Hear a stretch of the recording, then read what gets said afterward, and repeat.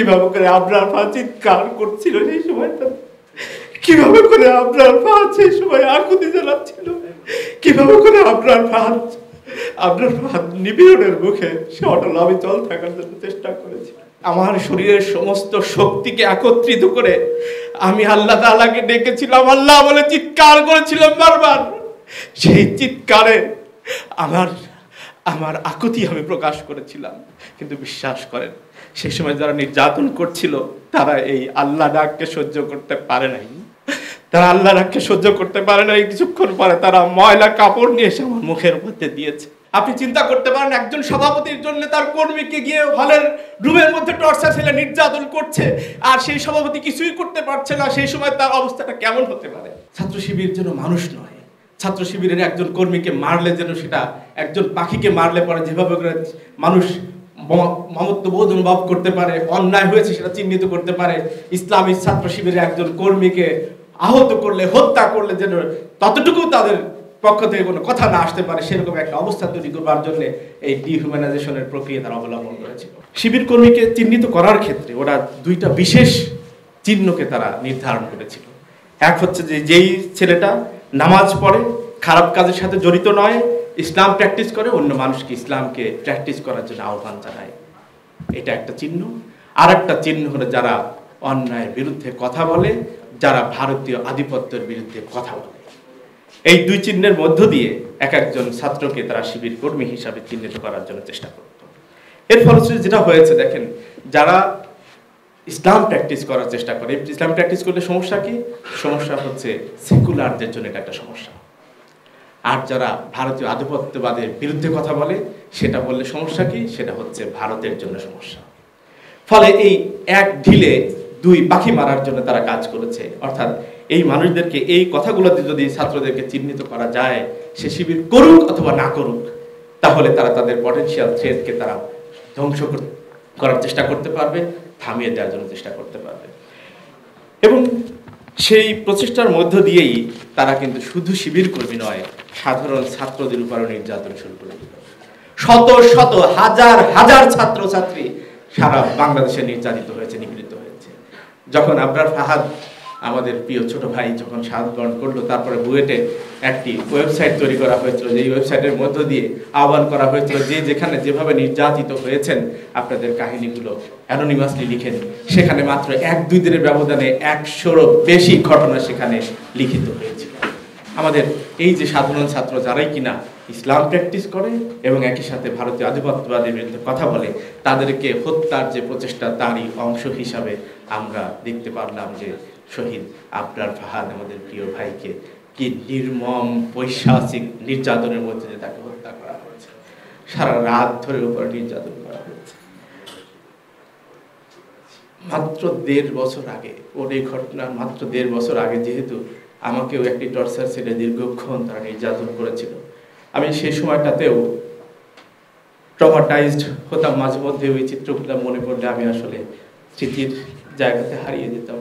ফলে আমি শহীদ আবরারকে কিভাবে করে তারা নির্যাতন করেছিল সেই কথাগুলো যখন ফেসবুকে, সেই কথাগুলো যখন বিভিন্ন পত্রিকার মারফতে পড়েছি, শুধুমাত্র আমি পড়ি নাই, সেই সমস্ত ঘটনাগুলো যেটা আমি চোখে দেখতে পাচ্ছিলাম, কিভাবে করে আবরার ফাহাদ চিৎকার করছিল সেই সময়টা, কিভাবে করে আবরার ফাহাদ সেই সময় আকুতি জ্বালাচ্ছিল, কিভাবে করে আবরার ফাহাদ নিপীড়নের মুখে সে অটল অবিচল থাকার জন্য চেষ্টা করেছিল।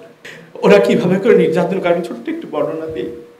যখন নির্যাতন করতে করতে গলা শুকিয়ে গেল, আমি যখন তাদের কাছে পানি চাইলাম, তারা পানি দিতে প্রথমে অস্বীকৃতি জানিয়েছে। শহীদ আবরারকেও নিশ্চয়ই পানি দিতে অস্বীকৃতি জানিয়েছিল। আমি যখন তাদের এই নির্যাতনের মুখে আমার চারিপাশে সবগুলো হায়নার দল, তাদের সামনে বিভিন্ন রড, তারপরে আঘাত করার জন্য বিভিন্ন অস্ত্র, ওই রুমের মধ্যে ছোট্ট একটা রুমের মধ্যে তারা ক্যাফেটেরিয়ার পাশে সেখানে রেখেছে, সেই রুমের মধ্যে যখন নির্যাতন করছিল, সেই সময়টাতে আমি আশেপাশে আমার কোনো বন্ধু পাইনি, কিন্তু আমি আমার প্রিয় বন্ধু, আমার অভিভাবক আল্লাহ তাআলাকে স্মরণ করতে পেরেছি।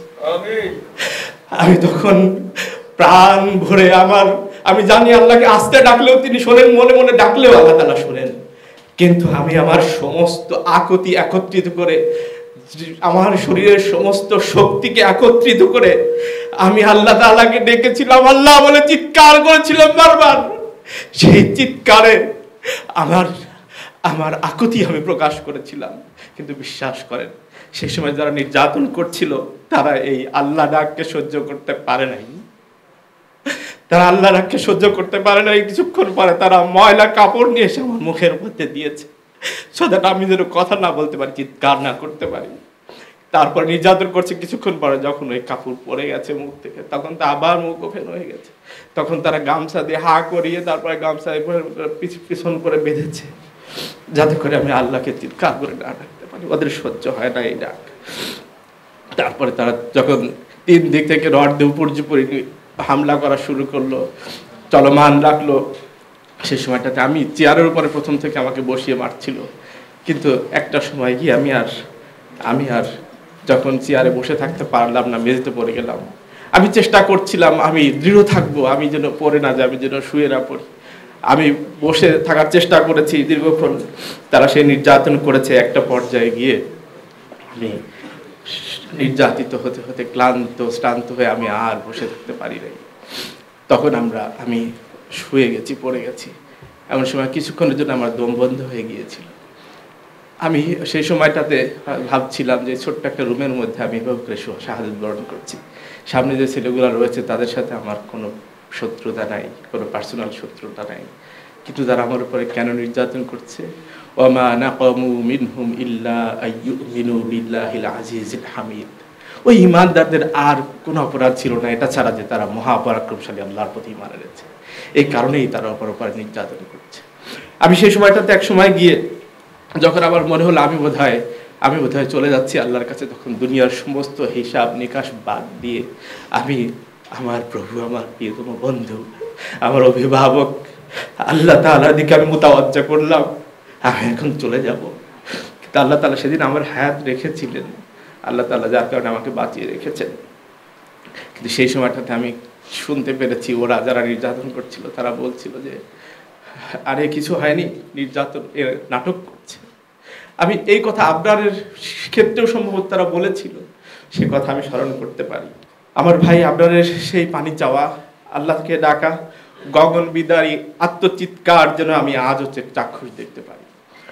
আমার আবরার ফাহাদকে শহীদ হিসাবে আল্লাহ তাআলা নিয়ে গেছেন।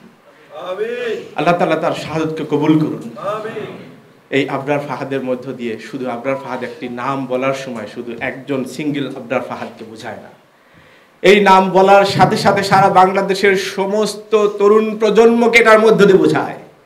এই নাম বলার মধ্য দিয়ে সারা বাংলাদেশের সমস্ত আহত, পঙ্গুত্ব বরণকারী, শাহাদত বরণকারী, নির্যাতিত, নিপীড়িত জনতাকে বোঝায়। আজ শহীদ আবরার আমাদের প্রতীক হিসাবে দাঁড়িয়েছে। আবরার ফাহাদের হত্যার বিচার চাওয়ার জন্য তার সম্মানিত পিতা প্রথমে তাকে ক্লারিফাই করতে হয়েছে আমার আবরার ফাহাদ শিবির করত না। কেন শিবির করা কি অপরাধ? বিচার চাওয়ার ক্ষেত্রে তাকে এটা ক্লিয়ার করে স্টেটমেন্ট দিতে হবে। ছাত্র শিবির যেন মানুষ নয়।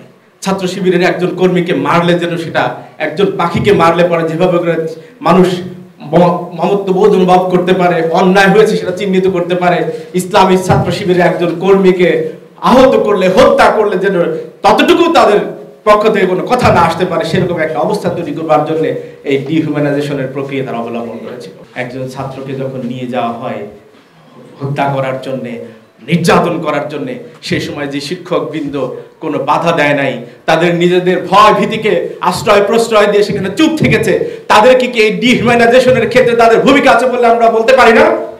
অবশ্যই। আমি মনে করতে পারি 2010-2011 সালে যখন ইসলামী ছাত্র শিবির বুয়েট শাখার সভাপতি ছিলাম, সেই সময়টাতে কয়েকদিন পরই যে সংবাদ আমাদের কাছে আসতো যে একজন করে কর্মীকে ধরে নিয়ে যাওয়া হয়েছে কোনো একটা হলের রুমে নিয়ে গিয়ে টর্চার সেলের মধ্যে তাকে টর্চার করা হচ্ছে, তারপর নির্যাতন করা হচ্ছে। আমাদের এই সংবাদ পাওয়ার পরে ভিসি, ডিএসডব্লিউ, বিভিন্ন হলের প্রহোস থেকে শুরু করে বিভিন্ন জনকে আমরা ফোন দেওয়ার চেষ্টা করতাম, স্যার আমাদের ওই ছাত্রটাকে আপনি ওখান থেকে হেফাজত করেন, তাকে রক্ষা করেন, তাদেরকে উদ্ধার করেন। আমাদেরকে সবসময় তারা সাড়া দেয় নাই।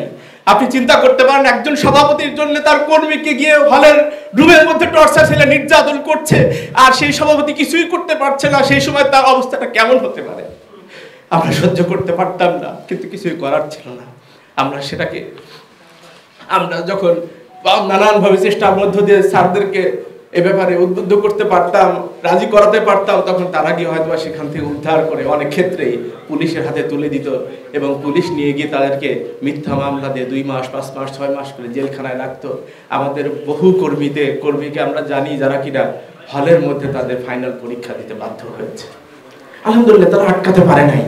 আমাদের ওই কর্মীরা পরবর্তী পড়ালেখা শেষ করেছে। আবার এরকমও কর্মী আমাদের আছে যারা কিনা ইউনিভার্সিটিতে পড়ালেখা শেষ করে বের করতে পারে নাই, বাংলাদেশে পড়তে পারে নাই। আমি আর জেনামুলের কথা স্মরণ করতে পারি যে কিনা বাংলাদেশের বুয়েট ক্যাম্পাসে আর যেতে পারে নাই, সে পরবর্তীতে বাংলাদেশের বাইরে মালয়েশিয়াতে গিয়ে পড়ালেখা শেষ করতে বাধ্য হয়েছে। একটু চিন্তা করে দেখি আমরা, আমার কোনো চুপ থাকার মধ্য দিয়ে এই যে হত্যাকাণ্ড হয়েছে, যেটা পরবর্তীতে আবরারকে হত্যার মধ্য দিয়ে সেটা একটা অবস্থায় চলে গিয়েছে, সেই জায়গাতে আমাদের কোনো ভূমিকা ছিল কি? যদি থেকে থাকে, যার যেখানে যতটুকু ভূমিকা ছিল, সেই মানুষদেরকে আমি অনুরোধ করব আত্মসমালোচনার মধ্য দিয়ে আপনার বিবেকের কাঠ করায় আদালতে আপনি দাঁড়ান। সেখানে বিচারের দায়িত্ব কোনো মানুষের নয়, আপনি নিজে বিচার করেন আর আল্লাহ তাআলার কাছে আমরা চলেন ক্ষমা চাই।